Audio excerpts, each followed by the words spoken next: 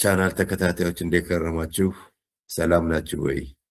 ዛሬ እኔ ትንሽ ጉንፋን ብጤ ስለያዘኝ ስለ ድምፅ ጥራት ይቅርታ ጠይቃለሁኝ።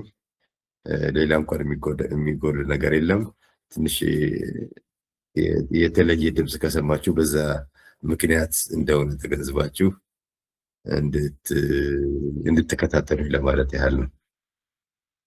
ሰላም ናችሁ ወይ? ለማንኛውም በዛሬው ዕለት ላቀርብ የፈለግኩት ነገር በስንክሳር መጽሔት ላይ በጁላይ ወር የ2025 የወጣ ጥንታዊ የአክሱም ስልጣኔ ወይም ደግሞ ኤንሸንት ሂስትሪ ኦፍ ኖርዘርን ኢትዮጵያ በሚል ርዕስ ካቀረበችው ላይ ከወጣ መጽሐፍ ላይ ያገኘሁትን ነው እና ይሄ መጽሐፍ የጻፈችው ዘይነብ በዳዊ ትባላለች። የቢቢሲ ጋዜጠኛ ነበረች በፊት፣ ካቋረጠችም በቅርብ ነው፣ ብዙም አልቆየችም። እና እቺ ሴትዮ ካቋረጠች በኋላ ከዛም በፊት አፍሪካን ዞራ መደበኛውን ይሄ ከሳህራ በታች ያለውን የአፍሪካን ታሪክ በአጠቃላይ በጣም ጥሩ በሆነ ሁኔታ በ2024 አቅርባው ነበረ በአንድ መጽሐፍ ላይ። ከመጽሐፉም በላይ ደግሞ ዶክመንተሪ ተሰርቶበት ዘጋቢ ፊልም ተሰርቶበት በጣም ታይቷል ብዙ ቦታ እና ከዛ ላይ እሱን ብቻ ፓርት ወስጄ ስለ ኢትዮጵያ የጻፈችውን ወስጄ ለማቅረብ ነው የፈለኩት። ይሄን የፈለኩበት ምክንያት ምንድን ነው? መቼስ እኛ ኢትዮጵያውያን እንግዲህ ሲወራም እንደነበረው በፊትም ታሪካችን ውስጥ ጦርነት ይበዛል። አሁንም ትንሽ በትግራይና በማዕከላዊ መንግስቱ መካከል የጎራዴ መማዘዞች ይታያሉ እና እነዚህ ነገሮች አፍጠው ወደ ጦርነት እንዳይመጡ ጸሎታችን ቢሆንም በጸሎት የሚሆን ነገር የተወሰነ ነው። እግዚአብሔር የሚረዳው ራሱን ለመርዳት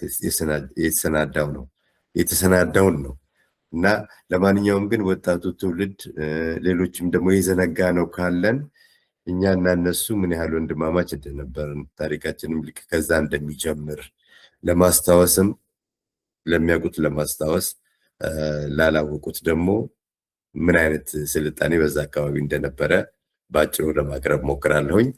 እንደተለመደው እንግዲህ ሰብስክራይብ አድርጉ፣ ሼርም አድርጉት፣ ነገሩን ላይክ ማድረግም አትርሱ። እንግዲህ እሷ ያቀረበችው ልክ የኛን ታሪክ ከሱዳን ታሪክ ቀጥላ ነው። የሱዳን አይነች ለማንኛውም እና ሲጀምር ራሱ የምትለው ምንድነው? የመርቤ ኮከብ ስታዘገዝቅ የአክሱም ኮከብ እየደመቀች መጣች ብላ ነው የሚጀምረው። ለነገሩ በዛ አካባቢ በአክሱም አካባቢ የነበረው አስተዳደር ከዛም በፊት የነበረ ነው። እንደው እሷ ስትገልጸው ማለት ነው መርዌ የጥንት ሱዳን ማለት ነው። መርዌ ከተማውን በጣም ትልቅ ነበረች፣ ግዙፍ ስልጣኔ ነበረ እና ያን ስልጣኔ የተካው አክሱም ነው። የተካው ስል እሱን አጥፍቶ ነው የተነሳው እና ተማሪ ሆነን አንትወርፕ ዩኒቨርሲቲ ውስጥ አንድ ጊዜ ሱዳኖች መጥተው ነበር። ወጣት ሱዳኖች ለምን እንደሆነ ትዝ አይለኝም።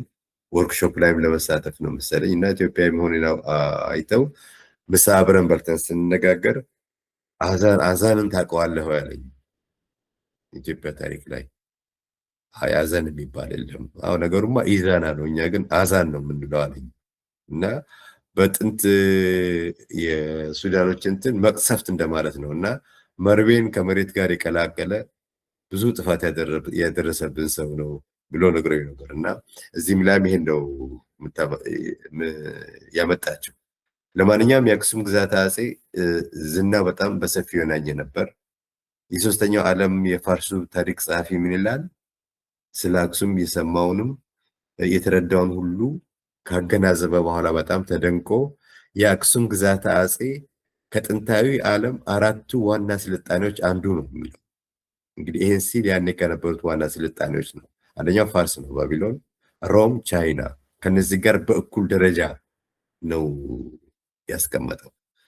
ይህ የአክሱም ግዛት አጼ እንግዲህ ለ1000 ዓመት የዘለቀ ሲሆን በተለይ በቀይ ባህር ሰሜናዊ ጫፍ ላይ ይገኛል እና ግን ከዚህ ከ1000 ዓመት ውስጥ በጣም ገንኖ የሚመጣው ከ3ኛው እስከ 6ኛው መቶ ክፍለ ዘመን ያለው ነው። ለምሳሌ የመጀመሪያው የታወቀው የአክሱም ንጉስ በመቶኛው ዓመተ ዓለም ነው የነበረው ከክርስቶስ ልደት በፊት ከ100 ዓመት ማለት ነው። እና ከዛ በኋላ ነው በጣም ትልቅ እየሆነ የመጣው። ነገር ግን በመኖር ደረጃ ከተካሄደ 1 ሚሊኒየም ጨርሰዋል ማለት ነው። እና ከ3ኛው እስከ 6ኛው ክፍለ ዘመን ግን በጣም ኃይሉ የገነነ ሆኖ ዛሬ ኤርትራና ኢትዮጵያን እንዳውም ተጽዕኖ እስከ ምስራቅ አፍሪካ በታች ድረስ የሚሄድ ትልቅ እንትን ነበረ፣ ትልቅ ስልጣኔ ነበረ።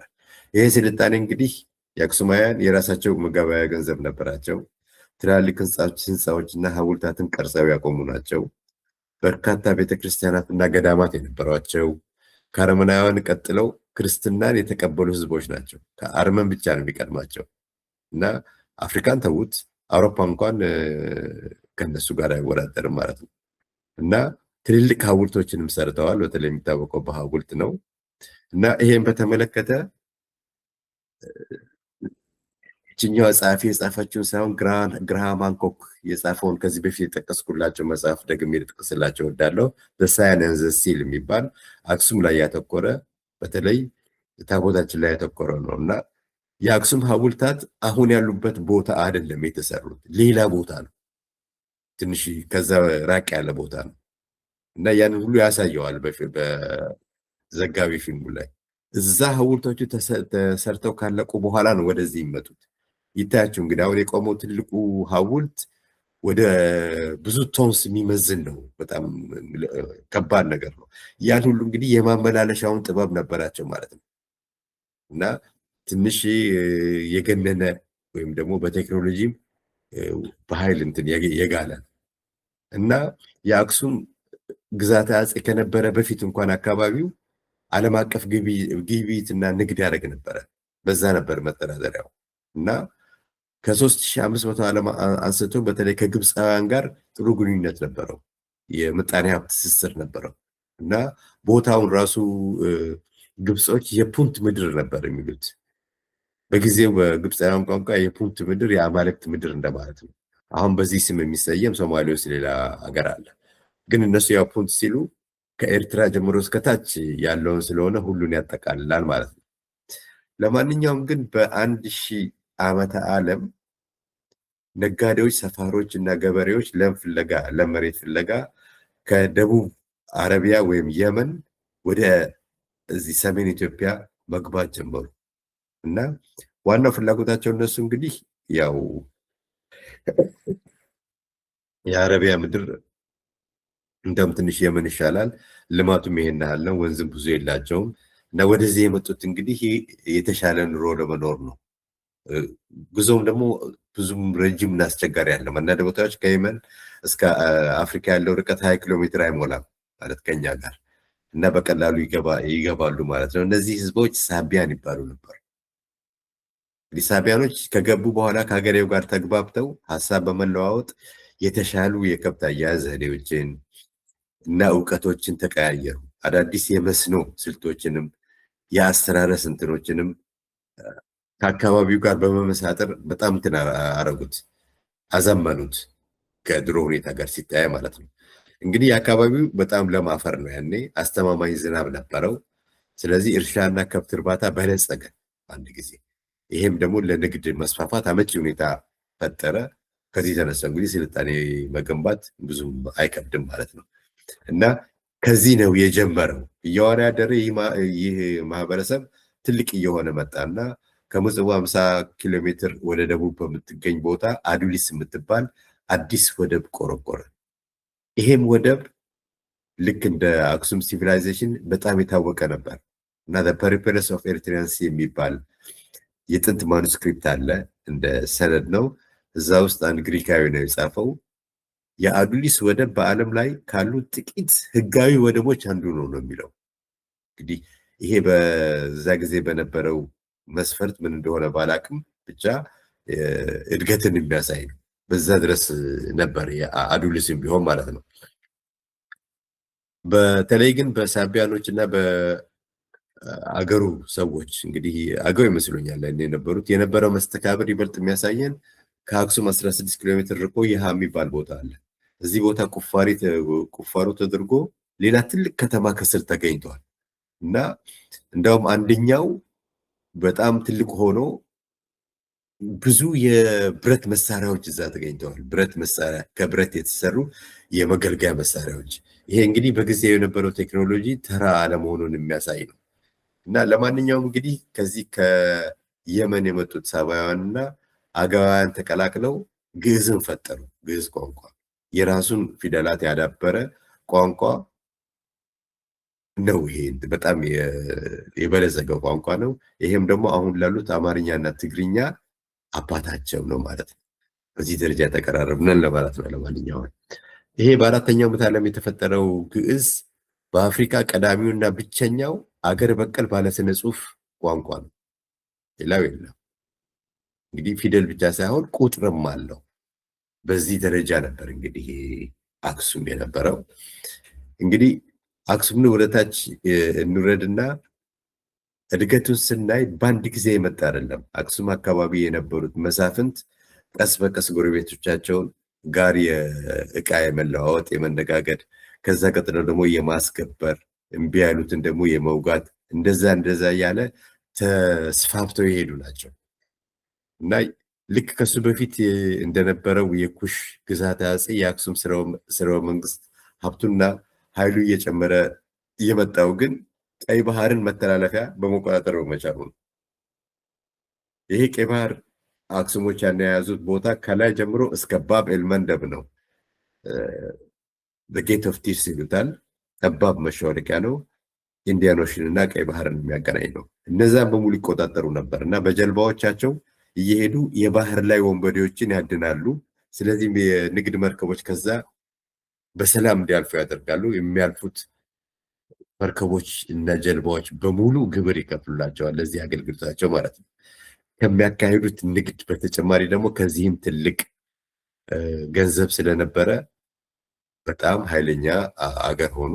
አዱሊስም በጣም በረከተች ማለት የትልቅ ሆነች እና ዋናው የአዱሊስ ወደብ ስራ ደግሞ የዝሆን ጥርስ ንግድ ማሰላጫ ነበረች። እንግዲህ ይገርማቸዋል። በአሁኑ ጊዜ ትግራይና ኤርትራን ያየ እንደሆነ በጣም አሪድ ነው ማለቴ ብዙም ጫካ ምናምን አይታይም። ግን በቅርብ ጊዜ 100 ምናምን ዓመት በፊት ሁሉ ዝሆን ሁሉ እንደነበረ ነው እዛ እንትን የሚባለው። ያኔ ግን በደንብ ነበረ እና አክሱሞች የዝሆን ጥርስ ንግድን ጠንቅቀው ከማወቃቸው የተነሳ ዝሆኖቹን ራሱ ገርተው የቤት እንስሳ አድርገዋቸው ነበር። ስለዚህ ከጥርሳቸው ከሚገኘው ጥቅም ባለፈ ለመጓጓዣ እቃ ማንቀሳቀሻና ለጦርነት የሚጠቀሙባቸው ነበረ። እንግዲህ ከዚህ ተነስተው ግራሃም ሃንኮክ እነዛ የአክሱም ሐውልቶች ከዛ ቦታ ተጎትተው እዚህ ድረስ አይመጡም፣ ይሰበራሉ። ስለዚህ ምናልባት በዚህ በዝሆን ማመላለስ ችለው እንደሆነ ብሎ ነው እንትን የሚለው። ደግሞም ሊሰራ የሚችል መላምት ነው። ይሄ መላምት እንግዲህ በዝሆን እቃ ማንቀሳቀስ ማለት ትልቅ ነገር ነው። በፈረስ ከማንቀሳቀስ በአህያ ከማንቀሳቀስ ከበቅሎ ጋር እንትን አትበሉት። ልክ በፒክአፕ መኪና እቃ እንደምታዘዋውሩና በትሬን ተኳትሮ እንደምታዘዋውሩ ማለት ነው። ልዩነቱ ሰፊ ነው። ጦርነት ላይም ደግሞ እንቅስቃሴያቸው የበለጠ እንትን ነው ማለት ነው። በሶስተኛው ክፍለ ዘመን ሁለተኛው ክፍል አክሱሞች በንጉስ ኢንዲፕ በሚባለው የተመሩ ዓለም አቀፍ ንግድን በደንብ እንግዲህ በዛ ጊዜ በነበረው እንትን ለማሳለጥ የራሳቸው ወርቅ፣ ብርና ነሐስ ገንዘቦችን ሰርተዋል እና እዛው አካባቢ ማዕድን አለ፣ አሁንም ድረስ አለ እና ከነዛ ማዕድኖች ወርቅ፣ ብርና ነሐስን ከአክሱም ትንሽ ራቅ ባለ ቦታ ቆፍረው በማውጣት በልዩ ቅርጽ ገንዘብ ማተም ጀመሩ። እንግዲህ ይሄ የነበራቸውን የቴክኖሎጂ ደረጃ የሚያሳይ ነው። በመሰረቱ የአክሱም ሰዎች አሁንም ፒያሳ መቼም አሁን ፈርሷል እንጂ ካሉት ወርቅ ቤቶች የተወሰኑት የአክሱም ሰዎች ነበር የያዙት እና በዛ እንትን አሁንም ድረስ ያኔ የነበረው ክህሎት እና ስኪል እስካሁን ድረስ ያለ ነው ማለት ነው። እንግዲህ በአክሱም አካባቢ በቁፈራ በብዙ ሺህ የሚቆጠሩ ሳንቲሞች ተገኝተዋል። እነዚህን እኔ የአክሱምን ሙዚየም ስጎበኝ በአይኔ ያየኋቸው ናቸው። ሳንቲሞቹ ስታዩ ደግሞ በጊዜው ያለውንም ለውጥ ያሳያሉ። ለምሳሌ ቀደም ሲል አክሱማውያን በጨረቃ ንጉስ በሚያምኑበት ጊዜ እዛ ሳንቲሞቹ ላይ ጨረቃ ተስሎ ታያላቸው። የኢዛና ራሱ ስታዩት መጀመሪያ የጨረቃ ነበረው፣ ትንሽ ቆይቶ ደግሞ መስቀል ይኖርበታል ወደ ክርስትና ሲቀየር ማለት ነው። እና ለማንኛውም ግን የመጀመሪያው የአክሱም ንጉስ ዞ ከኋላ ወይም ደግሞ ዞስካለ ሲሆን የነገሰውም 1100 ዓለም አካባቢ ነው እና በጊዜው ያገኘውና ያነጋገረው አንድ ግሪካዊ በጣም ረዘም ያለ ሰው ነው እና ደህና ቁመና ያለው ነው። ሆኖም ጭርቁስቁስ ያለ ነው። እንደገና ደግሞ አይጠግብም ጨምሩልኝ ባይ ነው። ነገር ግን የአቴናውያን ቋንቋ ስርጽን በደንብ ይነጋገራል፣ ይጽፋል ብሎ መዝግቦለት ነበረ። አሁን የአክሱም ዳይናስቲ እንግዲህ ወይም ደግሞ ስረ መንግስቱ በዚህ አይነት ነው ተቋቋመ ተብሎ የሚገመተው። ግን ሌላም እንትን አለው ደግሞ ቨርሽን አለው ወይም ሌላ ምንጭም አለው። ይሄ ምንጭ እንግዲህ በተለይ ክብረ ነገስት ላይ በደንብ ሰፍሮ የምናገኘው የንግስት ሳባና የሰለሞን ግንኙነት ነው። በጊዜው እንግዲህ ንጉስ ሰለሞን መጽሐፍ ቅዱስ ላይም ያለ ሰው ነው። የራሱን ሰፊ ታሪክ ያለው ጥበበኛው ሰለሞን የሚባል ነው። በአካባቢ ባሉት ንጉሶች በሙሉ የተከበረና የተደነቀ ነው በጥበቡ እና ከዚህ ጥበብ ለመካፈል ነው የሄደችው እና በቅዱስ መጽሐፍ ላይም አለ ብዙ ግመሎችን አስከትላ በነዛ ግመሎች ዕጣን፣ ከርቤ፣ ወርቅ ይዛ ነው እዛ ሄደችው እና ከሄደች በኋላ ከሱ ጋር ተነጋግራ እንግዲህ በክብረ ነገስት መረጃ መሰረት ከሆነ ከሱ ወንድ ልጅ ትጸንሳለች። ከጸነሰች በኋላ እንግዲህ ወደ ሀገሯ ትመለሳለች። ስትመለስ ግን መሰረታዊ ለውጥ ተካሄደ በኢትዮጵያ ውስጥ። ይሄው ምንድነው? ንግስቲቱ አንደኛ አዲስ ሃይማኖትና አዲስ ስርወ መንግስት መሰረተች ማለት ነው እና ራሷ እንደምትናገረው ወይም ተናገረች ተብሎ እንደተጻፈው ከዛ በፊት በፀሐይ አምላክ ነበር የምታምነው። አሁን አእምሮዬ ተከፍተዋል፣ በፀሐይ ሳይሆን የማመልከው ፀሐይዋን በፈጠረው አምላክ ነው ብላ በኢትዮጵያ ውስጥ የአይሁድ እምነት ተተከለ እና የእሷ ልጅ ምኒልክ የንጉሥ ሰለሞን ልጅ ነው። ለአቅመ አዳም ሲደርስ የአባቱን ሀገርና አባቱን እንዲያይ ላከችው ይባላል። እዛ ሲሄድ ትንሽ ነቃ ያለ ነው ሰው ልጁና በሁኔታው በሙሉ እዛ ያሉት እስራኤሎች አልወደዱት፣ በተለይ መሳፍንቱ። ምክንያቱም የነሱ ልጆች የሚያስንቅ ነገር ስለሆነባቸው እንዲመለስ ከፍተኛ እንትን ግፊት አደረጉ። ሰለሞንም ወዶታል። ነገር ግን ይሄ ሁሉ ሰው እንትን ከሆነበት ምናልባት ጥሩ አይሆንም ብሎ የኔ ልጅ የሚሄድ ከሆነ ይሄ በኩር ልጄ ነው፣ የበኩር ልጅ ሲሄድ ጉዳቱ ምን ያህል እንደሆነ እንድታውቁ እያንዳንዳችሁ ዋና ዋናዎቹ ማለት ነው የበኩር ልጃችሁን አጅበውት ይሄዱ አለ። ሲመለስ ከብዙ እንትን ጋር ነው የተመለሰው፣ ከብዙ ጓዝ ጋር ነው የተመለሰው እና የአይሁድ እምነትን ብቻ ሳይሆን አይሁዳውያንም ይዞ መጥቶ እንግዲህ ከሀገሩ ህዝብ ጋር በመቀላቀል የሃይማኖቱን ኢትዮጵያ ውስጥ ተክለዋል ማለት ነው። እና ቤተ እስራኤሎችንም ዝግጅት ያቀረብኩ እዚህ ነግሬያቸዋለሁ። እነሱ የሚያምኑት ይሄን ነው። ለእነሱ ግን ከምኒልክ የመጣንን ሳይሉ ከእሱ አገልጋይም እንትን ብሏል ወልዷል ሰለሞን፣ በዛ በኩል ካለው ዳይናስቲ የመጣንን ነው የሚሉት። ለማንኛውም ይህ አፈ ታሪክ እውነት ሊሆን ይችላል። ዜና በዳዊ የምትለው ግን እንደዛ ነው። ለእውነት የቀረበ አፈ ታሪክ ነው የምትለው ሱዳናዊ እና ባይሆን እንኳን ትርክት ምንም አይደለም። በአፈ ታሪክ ትርክት ይሰራል። በፊት የነበሩት እንትኖች በሙሉ ወጥ በሆነ እንትን የተገኙ አይደሉም። ዋናው ግን አንድ ህዝብ በአንድ አፈ ታሪክ እና በአንድ እምነት አካባቢ የራሱን አስተዳደርና ስልጣኔ ለመገንባት መቻሉ ነው። እኛ እንግዲህ ወደ 3000 ዓመት በዛ ነው የተመራ ነው በአይሁድ እምነት መጀመሪያ፣ በኋላም በክርስትና፣ ከዛ ደግሞ ከዛ መጥቷል ተብሎ በሚታመነው ዳይናስቲ ወይም ደግሞ ስርወ መንግስት ነው። ራሳችንን ባልተቋረጠ ሁኔታ እንድናስተዳድር ረድቶናል ማለት ነው እና ይሄ ደግሞ የኢትዮጵያውያን ብቻ ልዩ እንትን አይደለም። አሁን አረቦችን ብትወስዱ ለምሳሌ የጆርዳን፣ የሞሮኮ እና የሳውዲ አረቢያ ንጉሶች በፊት ደግሞ የኢራቅን ጨምሮ ጠቅላላ የዘር ግንዳቸውን የሚቆጥሩት ከነብዩ መሐመድ ነው። ቢታያቸው ያሉበት ጂኦግራፊ ላይ እንኳን አይግባቡም ማለት የሩቅ ቦታዎች ነው ያሉት። ለእነዚህ ሁሉ ነብዩ መሐመድ አባት ሊሆን አይችልም። ነገር ግን በዛ ትውፊት መሰረት የተመሰረተውን እንትን ስርወ መንግስት አገር ያቆማል፣ ኢኮኖሚን ያሳልጣል፣ ስልጣኔም ያመጣል ማለት ነው። በዚህ ነገር ላይ ነው እንግዲህ የኖርነው። ለማንኛውም የንግስተ ሳባና የቃል ኪዳኑ ታቦት ትርክት በኢትዮጵያ ብሔራዊ ስነ ልቦና ውስጥ የታተመ ነው እና ቤተ እስራኤሎች የሚሉት ምንድን ነው?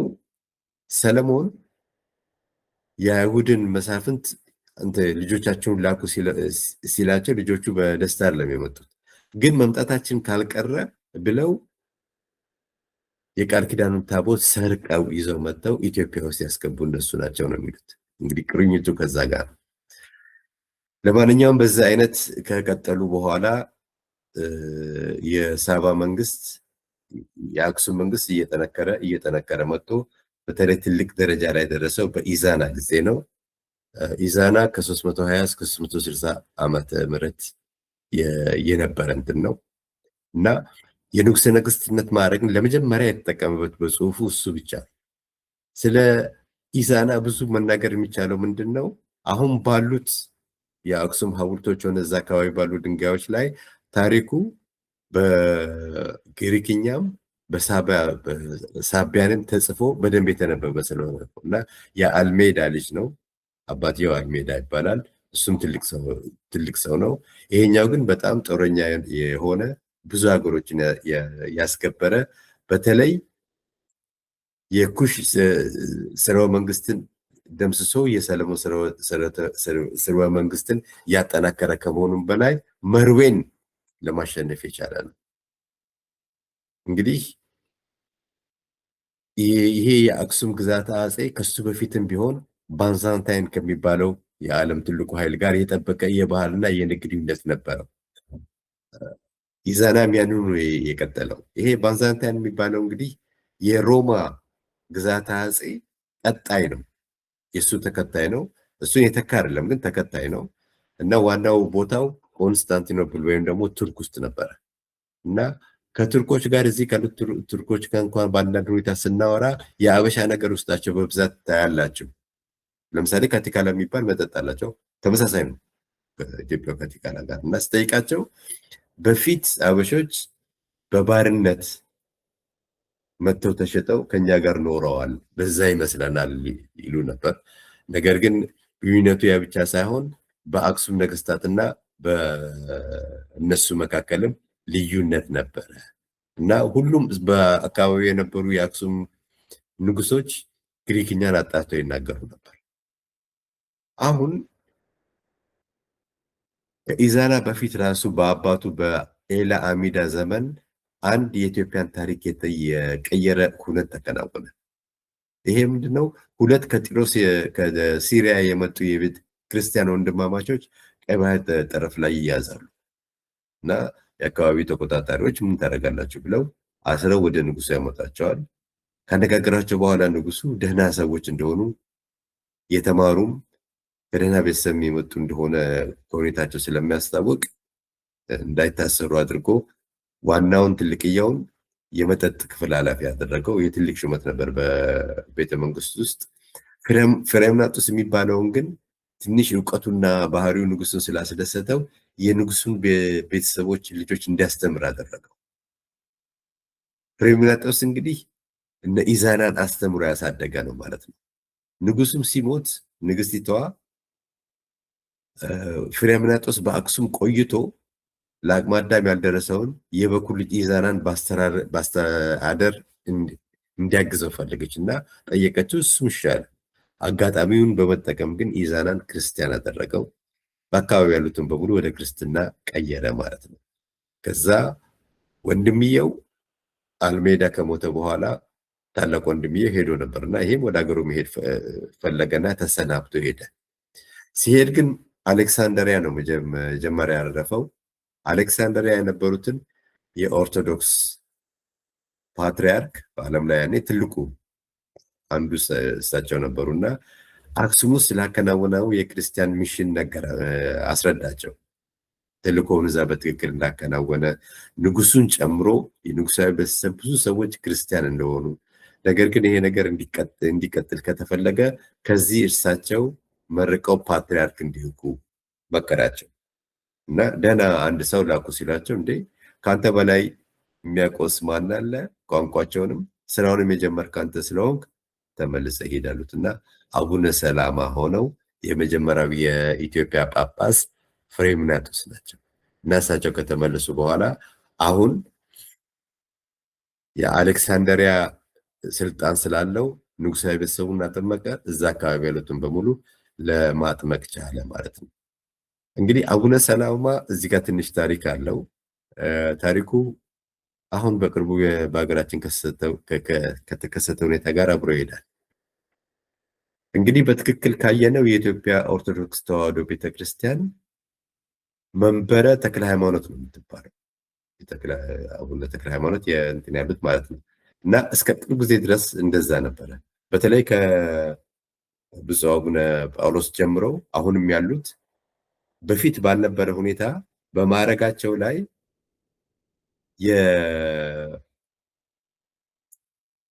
የመንበረ ተክለ ሃይማኖት እጨጌ የሚል ጨምረዋል። እንግዲህ ይሄ እንትናቸውን ለማሳየት ነው። ባለፈው ጊዜ በኢትዮጵያ መንግስትና በትግራይ ውስጥ በተደረገው ውጊያ ያው ብዙ ተቋስለናል። ያኔ ብዙ ነገሮች ተፈጽመዋል። ነገር ግን የትግራይ ቤተ ክህነት ኦርቶዶክስ ቤተ ክህነት ከኢትዮጵያ ወጥተው የራሱን ሲያቋቁም የሰጠው ስያሜ ይሄንን ነው፣ አቡነ ሰላማ ነው የሚለው። በፊት እንትን የነበረውን ተክለ ሃይማኖት የሚለውን መንበረ ተክለ ሃይማኖት ማለት ትቶ መንበረ አቡነ ሰላማ ያለው ከዚህ ተነስቶ ነው። እና እንደው ያለውን የታሪክ ቁርኝትና እንትን ለማስረዳት ያህል ነው። ለማንኛውም ከዛ በኋላ እንትና በጣም ጦርጧራ ኦርቶዶክስ ክርስቲያን ሆነ። ሳንቲሞቹም ጨረቃን አንስተው መስቀል እናደረገባቸው እና አክሱም ብዙ ስራ ከሰራ በኋላ ሞተ። በሞተም ጊዜ ትልቁ ሐውልት ቆመለት። አሁን ካሉት ከቆሙት ውስጥ ትልቁ የሱ ነው እና ከሱ በኋላ ደግሞ ከዛው ከባንዛንታይን 9 ቅዱሳን የሚባል 9 እንትኖች መጡ፣ ክርስቲያኖች መጡ። እነሱ ደግሞ በጣም ከዛ ያበለጠ አስፋፉት። መጽሐፍ ቅዱስን ወደ ግዕዝ ተረጎሙ። ቀጥሎ ያለው ትልቁ የአክሱም ንጉስ ካሌብ ነው። ካሌብ ከ514 እስከ 540 ድረስ ነው። የኢዛና የልጅ ልጅ ልጅ ነው፣ በሶስተኛ ደረጃ ማለት ነው። እንግዲህ ኢዛናም ከባንዛንታይን ንጉስ ጥሩ ግንኙነት ነበረው። ይሄኛው ግን በጣም የቀረበ ነበር እና በጊዜው የነበረው ቀዳማዊ ጀስቲን ካሌብን የሚጠራው ክርስቲያኑ ወንድሜ እያለ ነበር እና በጣም እርስ በርሳቸው አንዱ በሌላው ላይ የሚመኩና ክርስቲያንነትም ላይ የሚተባበሩ አካሎች ነበሩ እና በመካከሉ አንድ ጊዜ መልእክት ላከለት የዚህ ጀስቲን ቀዳማዊ ጀስቲን። ምንድን ነው ደቡብ አረቢያ ውስጥ አይሁዶች ክርስቲያኖች ላይ በደል እየፈጸሙ ነው። ሁለቱ ጦርነት እያደረጉ ነው። በጦርነቱም ትንሽ እነዛ የበላይነት አግኝተው ክርስቲያኖችን እያጉራላቸው ስለሆነ ሄደህ እንድታስቆም ብሎ ጠየቀው። ማዘዝ አይችልም፣ ማጠየቅ ነው። ካሌብ እንግዲህ ቀይ ባህርን ተሻግሮ አረቢያን ለመያዝ ትንሽ ነበር ምክንያት የሚፈልገው። ወዲያው ዝሆኖችን አሰማርተው ሄዶ ረጅም ጦርነት ካደረገ በኋላ በ525 ዓመተ ምህረት የአይሁዶቹ መሪ ድሁኗስ የሚባለው ላይ ድል ተቀዳጅቶ ደቡብ አረቢያን ከግዛቱ ቀላቀለ። እንግዲህ አክሱም እየሰፋች ሄደች ማለት ነው። በዚህ አንጻር ስናየው ከአገሩ ውጪ አገር ወሮ የያዘ አፍሪካዊ ኃይል ይሄ ብቻ ነው፣ ድሮም አሁንም የካሌብ ማለት ነው። ከዛ በኋላም ቢሆን በአራተኛው ምዕተ ዓመት መግቢያ ላይ የአክሱሙ ንጉስ አጽብሃ እንዲሁ ደቡብ አረቢያን ወሮ ጠረፋማ ቦታዎችን ይዟል እና ሰፊ ግዛትም ይዞ ነበር እዛ አካባቢ ማለት ነው። እና ይሄ ትልቅ ስልጣኔ ነው። ስልጣኔ እንግዲህ የአክሱም ስልጣኔ ምንድነው? በወታደራዊ ኃይል፣ በንግድና በሃይማኖት በሶስቱ የተመሰረተ ነው። ማንዴቱ ወይም ስልጣነ ቡራኬውን የሚያገኘው ከሃይማኖት ነው። ንግስት ሰባ ሰለሞን የወታደራዊ ኃይል በደንብ አለው፣ ንግድ ደግሞ አለው፣ ሀብታም ነው ማለት ነው። ይሄ ሆኖ እንግዲህ መቼም ማንኛውም ስልጣኔ እንደ ሁሉም ነገር ዓለም ላይ እንዳለው ክስተትም ሰውም ይወለዳል፣ ያድጋል፣ ይሞታል እና የአይሁድ የአክሱም እንትን ቀስ በቀስ እየደከመና ወደ መፍረሱ እየተቃረበ ሄደ። ለዚህ እንግዲህ የተለያዩ ምክንያቶች ነበሩት። አንዱ በካሌብ ጊዜ ነው ራሱ። ካሌብ ደቡብ አረቢያን ካስከበረ በኋላ አብርሃም የሚባለውን እዛ ምስለኔ አድርጎ አስቀምጦት ነበር። እሱ ከሄደ በኋላ ግን ክዶ እዛው ራሱ ከየመኖች ጋር የመናዊ መንግስት ሲቋቋም የደቡብ አረቢያን ኃይሉን አጣ ማለት ነው። ትንሽ ቆይቶ ደግሞ የቤጃ ነገዶች ከምስራቅ አፍሪካ መጥተው ወረሩት። እነዚህ ህዝቦች አሁንም ትግራይና በሱዳንና ኤርትራ ይገኛሉ። ይህን ትንሽ ተቋቁሞ ሄደው ነበረ። ነገር ግን 7ኛው ክፍለ ዘመን መግቢያ ላይ ሌላ ጣጣ መጣ። ይኸው ምንድነው? የእስልምና መነሳትና ኃይለኛ መሆን ነው። እነዚህ በአረብ ዓለም ውስጥ የተነሱት እስላሞች ኃይለኛ ከመሆናቸው የተነሳ ቀይ ባህርና አካባቢውን በዛ ላይ ያለውን ባንዛንታይን ወደዛ እንዳይመጣ አገዱት እና በኢትዮጵያና ወይም ደግሞ በአክሱምና በባንዛንታይን መካከል የነበረው ንግድ እና ሁሉ ነገር ቀጥ ብሎ ቆመ። ስለዚህ ትልቁ ደግሞ እንትናቸው አክሱሞች ያ ስለነበረ ይሄም የበለጠ እያደህያቸው መጣ። ከዛም በላይ ደግሞ ለረጅም ጊዜ አካባቢው እንግዲህ በ1000 ምዕተ ዓመት ነው ሳቢያኖች መጥተው ድሮም እርሻ ነበር፣ የበለጠ እርሻው የተስፋፋው። ነገር ግን መሬቱን በጣም ታረሰ ለብዙ ጊዜ፣ እንዲሁም ሰፊ ግንባታ ስለነበረ የአካባቢውም ደን ወደመ። ስለዚህ ቀስ በቀስ አክሱሞች እየፈለሱ ሄደው እስከ ሸዋ፣ ከሸዋን በታች መምጣት የጀመሩት በፊት ነበር። ይሄ እንደው ወደ መጨረሻ ያጋጠማቸው እንትን ነበረ። በዚህን ጊዜ እንግዲህ ምንድነው የመጣው? የአዱሊስ ወደብ እየደከመ መጣ። ምክንያቱም የአዱሊስ ወደብ ትልቅ እንትን የነበረው ከባንዛንታይን ጋር በነበረው ንግድ ነበረ እና ጂዳ እየበለጠ ሄደ፣ ሳውዲ አረቢያ የነበረው እና ይሄ ሲሆን ዝም ብለው አላዩትም እስላሞቹ ይሄን ነገር ማለት አረቦቹ። የተወሰኑ እንግዲህ አረቦች በነብዩ መሐመድ ጊዜ ገብተው ነበር ኢትዮጵያ ውስጥ። ምክንያቱም ነብዩ ፍርድ የምታገኙት ሰላም የሚያውቅና ፍርድ የሚያውቅ ንጉስ አክሱም ስላለ እዛ ሄዱ ብለዋቸው መጥተው እዚህ ከርመው በኋላ የተወሰኑ ሲመለሱ የቀሩት ግን እዚሁ ቀርተው ነበረ።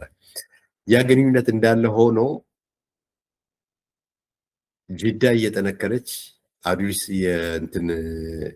እየደከመች ስትመጣ በ702 ዓመተ ምህረት አክሱሞች ተነስተው ጂዳን አጠቁ የአረቦች መስፋፋትን ለማገድ እና ለተወሰነም ጊዜም ጂዳን ተቆጣጥረው ነበር እና ሂጃዝ የምትባለውን ከተማ አጥቅተው በአረብ ጠረፍ ወረራ አደረጉ። ይሄ ሲሆን እንግዲህ አረቦች ደግሞ ለማበቀል ቀይ ባህር የሚገኙትን የአክሱም ደሴቶችን ወረሩ። ከዛም በላይ አዱሊስን እንዳይነሳ አድርገው አወደሙት። ስለዚህ የጂዳ ታላቅነት በዛው እንትን አለ ማለት ነው። ከዚህ ሁሉ በኋላ እንኳን የአክሱም ስርወ መንግስት ቀጥሎ ነበር፣ ግን በጣም የደከመ ነበር። እንደው የተቦረቦረ ቡሃ በሉት። ለዚህ የመጨረሻውን ምት የሰጠችው ወይም ደግሞ ፈረንሳዮች ኩ ደ ግራስ የሚሉትን የሰጠችው ንግስት ዮዲት ነች። ንግስት ዮዲት በ10ኛው ክፍለ ዘመን የተነሳች የአገው ንጉስ ነች። የራሷም የጌዲዮን ስርወ መንግስት አላት። ቤተ እስራኤሎች የምንላቸው ማለት ነው። እነዚህ ቤተ እስራኤሎች እንግዲህ ከጥንትም ጀምሮ ከአክሱም ጋር እየተዋጉ መሀል ላይ ካለው ከክርስቲያኑ ጋር እየተዋጉ ይኖሩ ነበሩ። በዚህ ጊዜ ግን ትልቅ ኃይል ሆነች እና ሄዳ የአክሱምን ከተማ ወረረች፣ ቤተክርስቲያኖችን አጠፋች። እንደው እግዚአብሔር ይስጣት ሐውልቶችን መተዋቸው እና ጠቅላላ የክርስቲያን እንትን ለማውደም ተነስታ በጣም ለረጅም ጊዜ ነው ደግሞ የነገሰችው። 40 ዓመት የአክሱምን መንግስት መጨረሻውን የሰጠችው እሷ ነች። የአረቡ ጸሐፊ ኢብን ሐውካል የሚባለው በ977 እንደጻፈው የሀበሻ ምድር ለረጅም ጊዜ የተገዛ በአንዲት ሴት ነው ይላል። እሷም የአክሱም ንግስት የገደለች እስካሁንም በሀገሯና በአጎራባች ምድሮች ትልቅ ተጽዕኖ ያላት ናት ነው የሚለው። በዚህ አይነት እንግዲህ የአክሱም ስልጣኔ ወይም የአክሱም ስርወ መንግስት መጨረሻውን ያገኘው በዚህ ነው። የትኛውም ግዛት አጼ ወይም ደግሞ ኤምፓየር ዘላለማዊ አይደለም። ይህ የታሪክ ህግ ነው። ጥንትም እንደዛ ነበር፣ አሁንም ያው ነው። ያም ይመጣል፣ ይሄም ይሄዳል። የአክሱም ስርወ መንግስት ግን በኢትዮጵያ 3000 ዓመት ውስጥ ወርቃማ ጊዜ ነበር። ለምን ቢባል በአክሱም ዘመን ኢትዮጵያ አንደኛ ለብዙ ምዕተ ዓመታት አገሪቱ ሰላምና ብልጽግና የሰፈነባት ነበረች። ሁለተኛ ረጅም የባህር በር ያለው ሰፊ ግዛት ነበራት። ሁለተኛ ከዘመኑ ጋር ሲነጻጸር በዓለም ካሉ ሀያላን ተርታ የሚያስቀምጥ የቴክኖሎጂ የባህልና የንግድ ደረጃ ላይ የተቀመጠች ሀገር ነበረች። ከአክሱም በኋላ ግን ጉዟችን በሙሉ የኋልዮሽ ሩጫ ሆነ። በምጣኔ ሀብት፣ በቴክኖሎጂ፣ በባህል እና በንግድ ከዓለም ወዳደሩን እንርሳው መለስተኛ ደረጃ ሆነን እንኳን መቆየት አልቻልንም። በብዙ ነገር ትንሽ ወደኋላ የቀረን ነን። አክሱሞች እንደ አንድ ምሳሌ ብሰጣቸው የዝሆን ጥርስን ንግድ ጠንቅቀው በማወቃቸው ዝሆኖችን ገድተው የቤት እንስሳ በማድረግ ከጥርሳቸው ከሚያገኙት ጥቅም ባለፈ ለመጓጓዣ ዕቃ መንቀሳቀሻና ጦርነት አድርጓቸው ነበር። ከዛ በኋላ የተነሱት የኢትዮጵያ ኃይላት በሙሉ ዝሆኑን የሚፈልጉት ለአደን ብቻ ነበር፣ ሌላ ለምንም እና ይሄ ሁሉ ጥቅም ገደል ገብቶ ነው እንግዲህ ከአክሱም በኋላ ያለው ኢትዮጵያ እንግዲህ ወሰንና ዲካ የሌለው ባህር ሳያይ የኖረ በዚያው መጠን አስተሳሰቡና እድገቱ ትንሽ ውስን የሆነ ህዝብ ሆነ። ስለዚህም እርስ በርሳችን መናከስ፣ እርስ በርሳችን የምንዋጋ ጉዶች ሆነናል። እንግዲህ ወደፊት ይሄን ነገር አሻሽለን የተሻለ ደረጃ ላይ እንድንደርስ እየጸለይኩ የዛሬውን ፕሮግራም በዚሁ ጨርሳለሁ። ሁራ ኢትዮጵያ! አህለን ወሰህለን።